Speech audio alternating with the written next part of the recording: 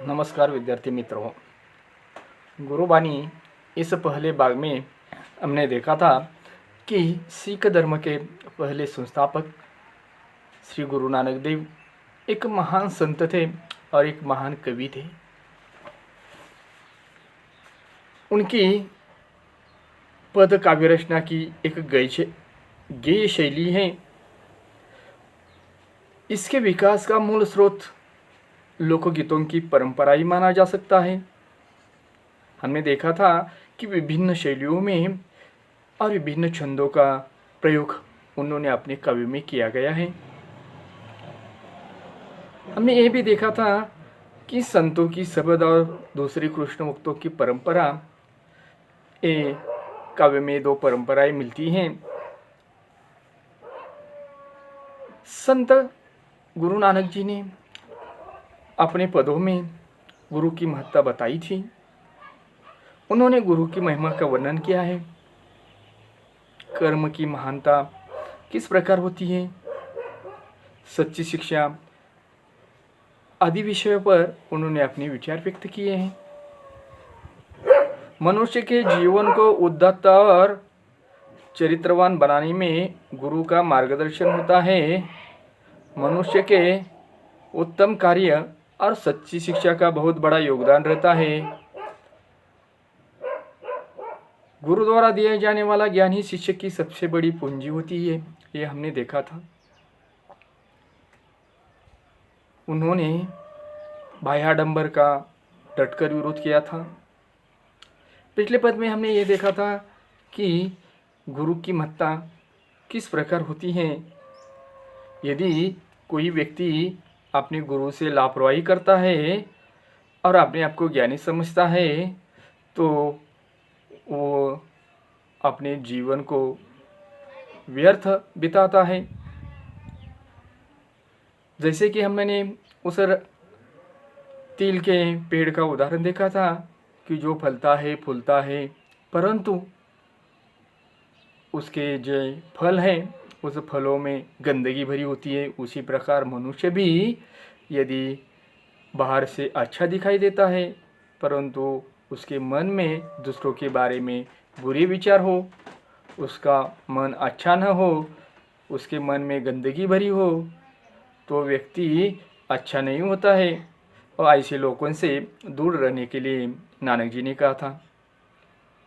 दूसरे पद में उन्होंने कहा था कि तुम्हारे मन में जो मोह है, मोह माया, उस मोह माया को जलाकर तुम अपने मन को शांत रखिए, भगवान का नाम स्मरण कीजिए। यदि भगवान के नाम स्मरण करेंगे, प्रेम भाव से उसका गुणगान करोगे तो निश्चित रूप से भगवान की प्राप्ति हो सकती है। तो भगवान की प्राप्ति के लिए हमें प्रेम से भगवान की आराधना करनी चाहिए, ये उन्होंने बताया है। अब हम उसका तीसरा पद देखने जा रहे हैं। तीसरा पद इस प्रकार है। मनरे अहिनिसी हरिगुण सारी, जिन ख्युनो पलु नामी न बिसरे, ते जन विरले संसारी। ज्योति ज्योति मिलाइए सुरती सुरती संजोगु, हिंसा हूँ में गतु गए नाही सहसा सोगु। गुरु मुख जिसहार मानी बसे, तिसु मेले गुरु संयोग। फिर से देखिए। मनरे अहिनिसी हरिगुण सारी, जिन ख्युनो पलु नामो न बिसरे, ते जन विरले संसारी। ज्योति ज्योति मिलाए सुरती सुरती संजोगु, हिंसा हो में गतु गए नाई सहसा सोगु। गुरु मुख जिसहार मानी बसे, तिसु मेले गुरु संयोग। तो इसका हम शब्दार्थ देखेंगे। अहिनिसी यानी दिन रात, सारी यानी स्मरण, जुनू यानी जिन्हें, ख्युनु जुनू यानी जिन्हें, पलु यानी क्षण पल, हार यानी माला, मेल यानी मिले। तो यहाँ नानक जी कहते हैं, हे मन, तू दिन रात भगवान के गुणों का स्मरण कर, जिन्हें एक क्षण के लिए भी ईश्वर का नाम नहीं भूलना। संसार में ऐसे लोग विरले ही होते हैं। अपना ध्यान ही उसी ईश्वर में लगाओ और उसकी ज्योति से तुम भी प्रकाशित हो जाओ। जब तक तुम में अहंभाव रहेगा तब तक तुझे प्रभु के दर्शन नहीं हो सकते। जिसने अपने प्रभु के हृदय में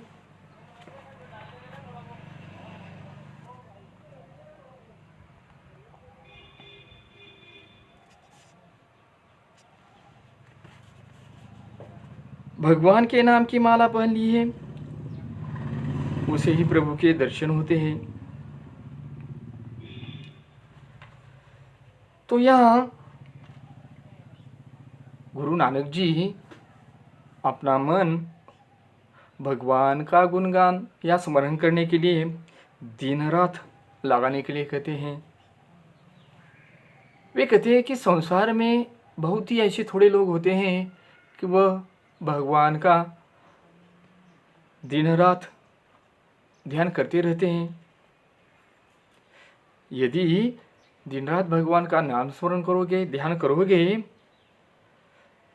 तो उसकी ज्योति से तुम भी प्रकाशित हो जाओगे। भगवान का दर्शन तुम्हें भी मिलेगा। और यदि तुम अपने हृदय में भगवान का नाम ले लेंगे या उनकी माला पहन ली है, तो ऐसे ही लोगों को भगवान दर्शन देते हैं।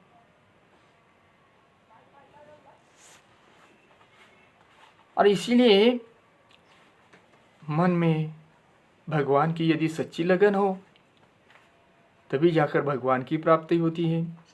इसके लिए उन्होंने बताया है, यदि मनुष्य के मन में सच्चा भाव हो तो भगवान की आरती या पूजा करने की कोई ज़रूरत नहीं, सिर्फ नामस्मरण ही काफ़ी है। उसके लिए एक हम उदाहरण देखेंगे कि जैसे कि एक साधु था और उस साधु ने लोगों को कहा कि भगवान का नाम स्मरण करना चाहिए। यदि कोई ध्यान लगाकर या चित्त लगाकर भगवान का नाम स्मरण करता है तो उन्हें भगवान की प्राप्ति हो जाती है।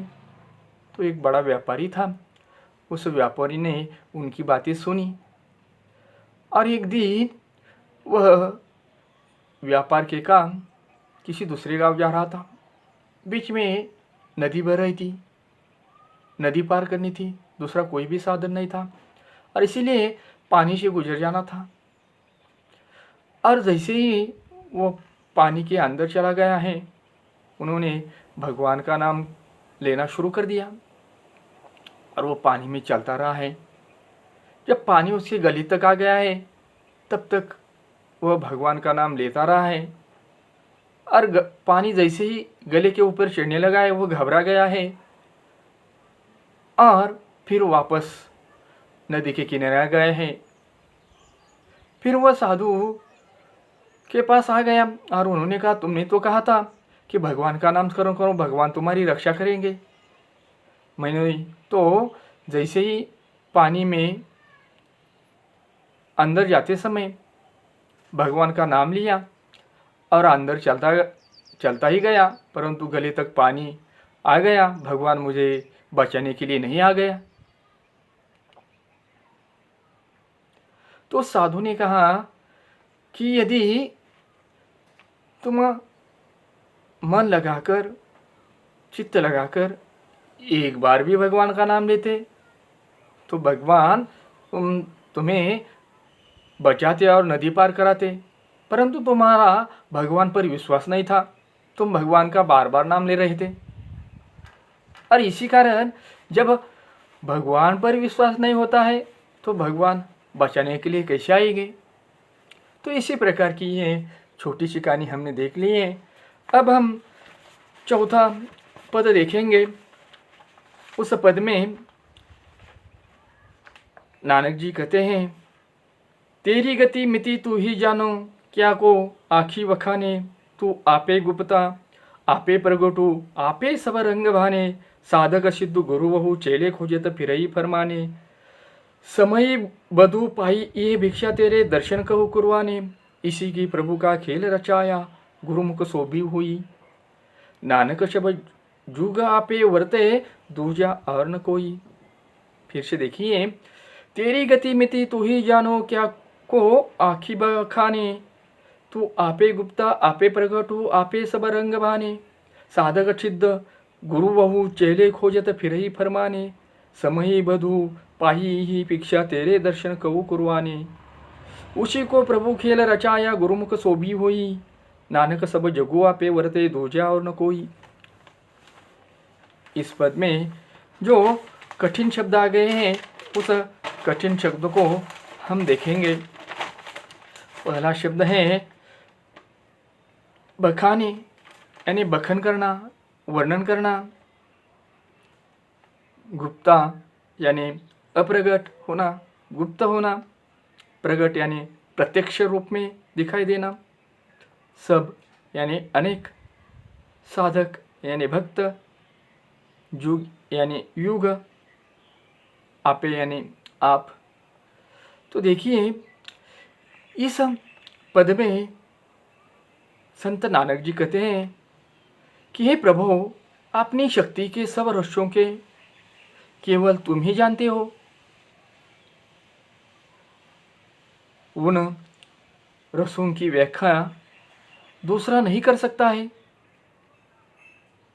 तुम ही अप्रकट रूप हो और तुम ही प्रकट रूप भी हो। तुम्हारे अनेक रंग हैं, अनेक रूपों में तुम दिखाई देते हो। अगणित भक्त, सिद्ध, गुरु और शिष्य तुम्हें ढूंढते फिरते हैं। कोई मंदिर में ढूंढता है, कोई मस्जिद में ढूंढता है, कोई बौद्ध विहार में ढूंढता है, कोई चर्च में तुम्हें ढूंढता है।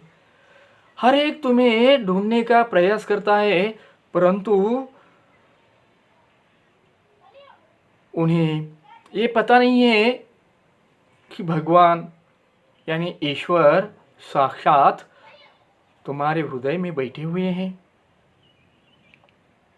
हे प्रभु, जिन्होंने नाम स्मरण किया, तुम्हारे नाम का जप किया, ध्यान लगाकर तुम्हारा नाम स्मरण किया, उसे प्रसाद के रूप में या भिक्षा के रूप में तुम्हारे दर्शन की प्राप्ति हुई। प्रभु, तुम्हारे इस संसार के खेल को कोई गुरुमुखी समझ सकता है, कोई साधारण व्यक्ति नहीं समझ सकता है। असाधारण व्यक्ति ही तुम्हें समझ सकता है। प्रभु, अपने इस संसार में युग युग से तुम विराजमान हो, कोई भी दूसरा यहाँ नहीं है। तुम ही सर्वशक्तिमान हो, सब चराचर में तुम्हारा ही वास है। तो इस प्रकार नानक जी ने इस पद में प्रभु की महिमा बताई है। जो प्रभु को ठीक तरह से समझता है उसी को ही प्रभु मिलते हैं। उसके लिए एक उदाहरण के लिए एक छोटी सी कथा हम दिखाएंगे कि जैसे कि मनुष्य को अहम होता है, वह प्रभु के रहस्य को जान सकता नहीं। जब अहम समाप्त हो जाता है तभी वो प्रभु को समझ सकता है। तो एक दिन लक्ष्मी ने एक साधारण स्त्री का रूप लिया है और वो धरती पर आ गई है। वह एक गांव से एक गली से गुजर रही थी। उन्होंने देखा कि वहाँ एक मूर्ति बिकने वाला मूर्तिकार वह बैठा हुआ है। वहाँ सरस्वती की, दुर्गा की और स्वयं उनकी लक्ष्मी की मूर्ति वहाँ रखी थी।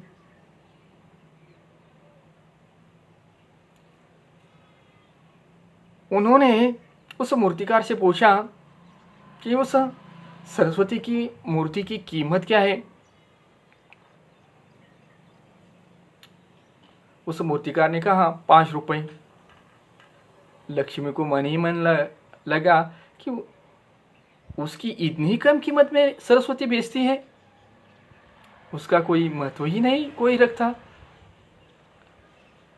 फिर उन्होंने दुर्गा की मूर्ति को ओर इशारा करते हुए पूछा, इसकी कीमत क्या है? उस मूर्तिकार ने कहा कि माताजी, इसकी कीमत 3 रुपये है। उन्होंने 3 रुपये कहते ही लक्ष्मी ने मन में विचार किया, यह दुर्गा की कोई कीमत नहीं है। अब उसे रहा नहीं गया है। उन्होंने स्वयं की मूर्ति, जो लक्ष्मी की मूर्ति थी, उनकी ओर इशारा किया और उस मूर्तिकार से पूछा है कि इस मूर्ति की कीमत क्या है? मूर्तिकार ने कहा, माताजी, जो लोग सरस्वती और दुर्गा की मूर्ति खरीदते हैं, उन्हें मैं ये लक्ष्मी की मूर्ति मुफ्त में देता हूँ, क्योंकि उसकी कोई कीमत ही नहीं है। जैसे ही सरस्वती दुर्गा जब उसके पास वह खरीदने के कारण मैं उसे मुफ्त में देता हूँ। तब लक्ष्मी को सारी बात समझ में आ गई है।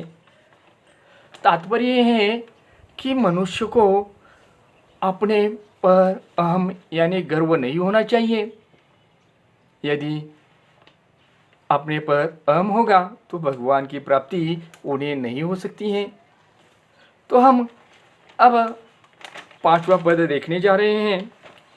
5वें पद में नानक जी कहते हैं, गगन में काल रविचंद दीपक बने, तारका मंडल जनक मोती, धूप मलया नील पवन चौरो करे, सकल वनराई कुलंत ज्योति, कैसी आरती हुई भवखंडना, तोरी आरती अनहत शब्द बाजत भेरी।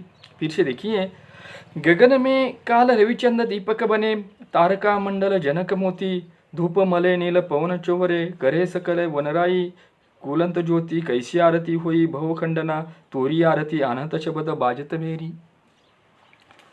तो इस पद के कठिन शब्द हम देखेंगे, जैसे कि गगन, आकाश, रविचंद्र यानी सूर्य चंद्रमा, धूप यानी गुगुल जिसकी धूप की जाती है वह, चावरो यानी चवर, वनराई यानी वन संपदा, भेरी यानी नगाड़ा, अनहद यानी योगियों के हृदय में सुनाई देने वाली आवाज़, उसे हम अनाद नाद भी कहते हैं। तो इस पद में संत नानक जी कहते हैं, संसार में हे प्रभु तुम्हारी दिन रात आरती हो रही है। कैसी आरती हो रही है? आकाश की थाल में सूर्य और चंद्रमा के दीपक जल रहे हैं, हजारों तारों सितारों मोती बने हैं, मलय यानी पर्वत की खुशबूदार हवा वाला धूप महक रहा है, वायु हवा से चवर कर रही है, जंगल की सभी वनस्पतियां यानी पेड़ पौधे फूल चढ़ा रही है, हृदय में अनहद नाद का वाद्य बज रहा है, और मनुष्य इस महान आरती को होते हुए तेरी आरती का क्या महत्व है?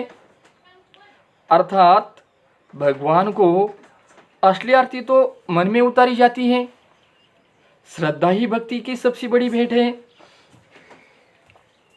तो यहाँ नानक जी कहते हैं कि प्रकृति ने इतनी बड़ी आरती उतारी दी है, तो मनुष्य ने जो आरती उतारनी है वो झूठी आरती है, क्योंकि प्रकृति ने पहले भगवान की आरती उतारी है।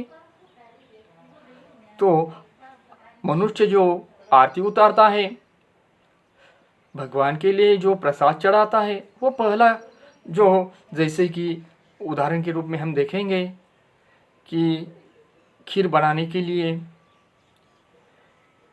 जो दूध हम लेते हैं वह किसी गाय के बछड़े ने पहले ही जुटा कर दिया है। या हम देखेंगे कि फूल है कि किसी भौरे ने पहले उसकी सुगंध खुशबू ले ली है, फिर फूल भी झूठा हो गया है। तो इसी प्रकार भगवान की आरती करने वाले मनुष्य की जो साधन है वह सभी के सभी झूठे साबित होते हैं, क्योंकि प्रकृति ने ही इतनी बड़ी पहली आरती उतारी है। यह इस पद में नानक जी कहते हैं। तो इस पद में नानक जी ने बताया है कि भगवान पर यदि हमारी सच्ची श्रद्धा हो तो भगवान की आरती उतारने की जरूरत नहीं है। सिर्फ श्रद्धा से, दिल से यदि हम उसे जान लेंगे तो भगवान की प्राप्ति हमें हो सकती है। तो इसमें स्वाध्याय के रूप में हम देख सकते हैं कि संजाल पूर्ण कीजिए।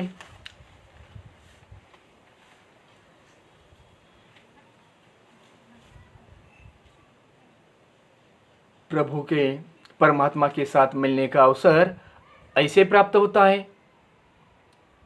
प्रकाश में अपनी जीवात्मा मिला देना,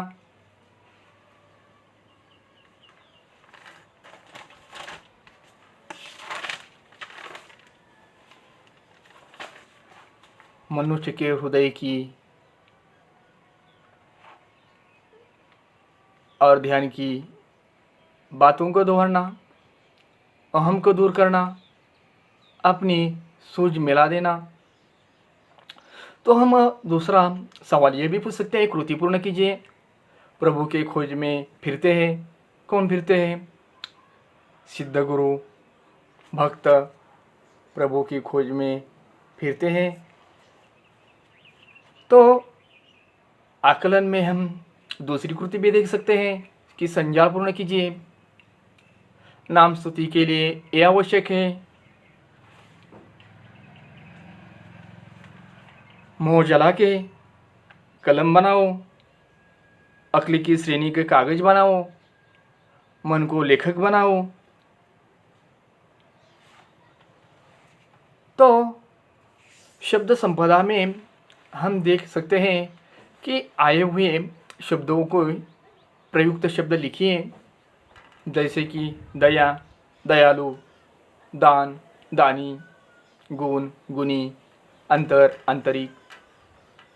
तो शब्द संपदा में दूसरे हम समानार्थी शब्द भी देख सकते हैं, जैसे कि समानार्थी शब्द लिखिए, फल, पुष्प, संसार, जगत, जग, विश्व, आँख, नयन, गगन, अंबर, आसमान, आकाश, जैसे कि रवि, सूर्य, चंद्र, चांद, दीपक, दिया, पवन, वायु, हवा। इसी प्रकार शब्द संपदा के बाद हम स्वाध्याय के लिए या अभिव्यक्ति के लिए कुछ प्रश्न पूछ सकते हैं कि ईश्वर भक्ति में नामस्मरण का महत्व होता है। इस विषय पर अपना मंतव्य व्यक्त कीजिए। अब जवाब में हम देख सकते हैं कि सदा अनन्य भाव से भगवान के गण प्रभाव सहित उनके स्वरूप का चिंतन करना और बारंबार उन पर मुग्ध होना स्मरण ही भक्ति है। स्मरण का अर्थ याद करना है। प्रहलाद, ध्रुव, भरत, भीष्म, गोपिया आदि इस श्रेणी के भक्त हैं। अहंकार किसी के लिए भी अच्छा नहीं होता, फिर चाहे वह भगवान का हो या भक्त का हो। लेकिन अगर कोई भक्त होकर भी अहंकार करे तो ईश्वर जल्द से जल्द उसका अभिमान चूर चूर कर देता है, ताकि वह अहंकार के भाव से रहित होकर निर्मल भक्ति कर सके। ग्रंथ और पुराणों में भी इसी बात का उल्लेख मिलता है कि भक्ति में कभी भी अभिमान की भावना नहीं होनी चाहिए।